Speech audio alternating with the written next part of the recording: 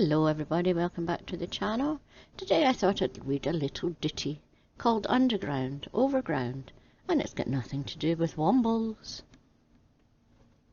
The hamster died on Sunday, my daughter's life's in tatters.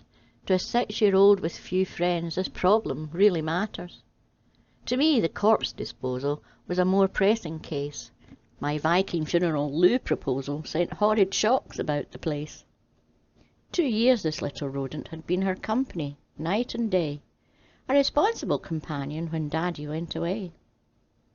It didn't make her stay out late, answer back or make a scene, throw serviettes in restaurants or not tell us where she's been.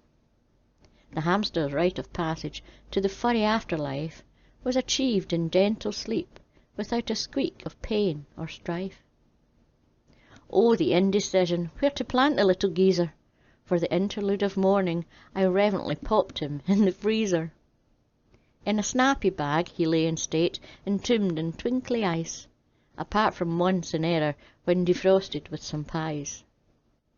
I thought of posting him abroad, or banging up some drippy pipe, on a stick for reaching cobwebs, or a saddle for a bike, a trendy gear stick knob, or fur for polishing cue balls, a flashing dashboard warning light for when your car's about to stall, a little boiled egg cosy, or add a zip to make a purse, affix an upside-down watch as a timepiece for a nurse.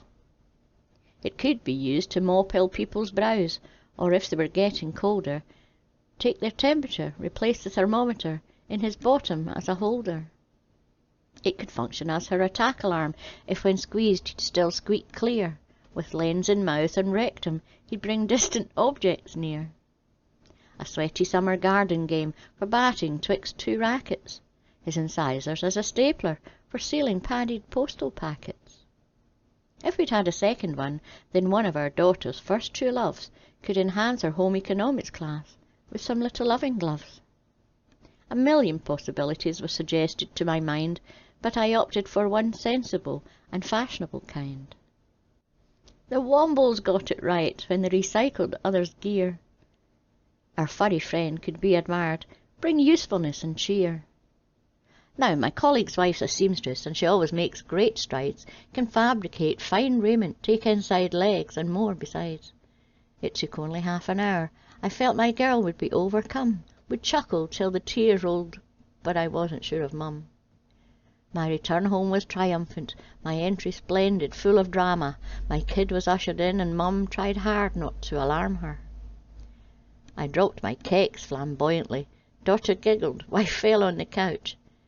In glory, stretched across my loins, was a furry posing pouch. His little arms and legs, stretched back like some religious icon, were connected round my buttocks with some khaki satin nylon. His whiskers poked out proud, a grin forever on his face. I took off all my clothes but him, began to caper round the place. I trotted round the garden with dainty steps like mythic fawn, twice carefully round the rose beds, and then streaked across the lawn. Moggy tried to sniff my codpiece, but I was much too quick for him, and the all-around fur effect was causing me seriously to grin. I controlled my mild hysteria as well as I was able, with my left hip gently chafing from the dry clean only label. I must not immerse in water, or my valued danglies pink could become cut-off fringe benefits should the smiling sporran shrink.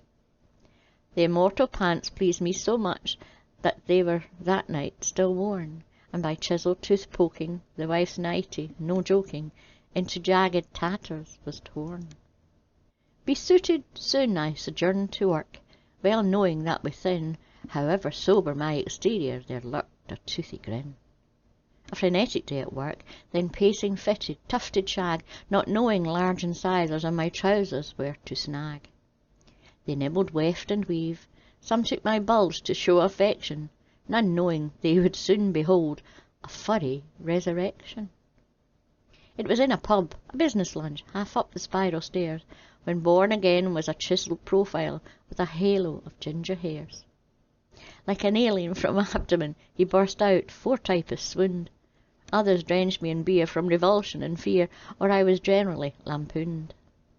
I was bustled to the gents by friends who took my soggy togs to dry them on a heater while I rested in the bogs. I was naked but for posing pouch, yet feeling rather close, when I realised that the blood had ceased to flow into my toes. To sleep my feet had gone, and I was dead below the waist. My wet codpiece was contracting, and must be doffed with greatest haste. But now it cut into my flesh, was impossible to rip, as I reeled on pins and needles in a furry, vice-like grip.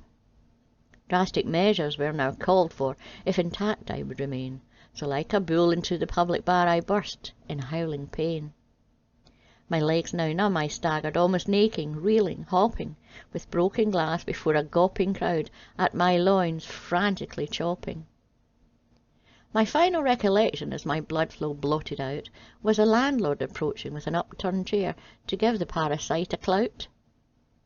The fire brigade released me, with some neat hydraulic cutters.